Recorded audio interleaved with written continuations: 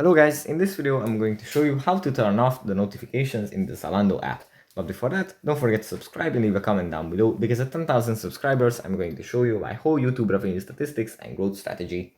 So without further ado, let's just jump right into it. First we have to open up the Zalando app, and here after we tap on the icon, it opens up in the shopping menu where we can browse and look at different kinds of clothes. But from this menu, we have to go into the profile menu. In the top right corner, there is a little person icon, which we have to tap. And after tapping on this, in the overview section, we find app settings.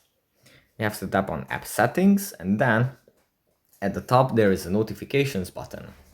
If we tap on notifications, then the app is going to take us to the phone settings, and here we can turn on and allow notifications to be sent to our device from the Zalando app. So that's pretty much it for this video. Hope it was helpful for you guys, and I'll see you in the next one. Bye!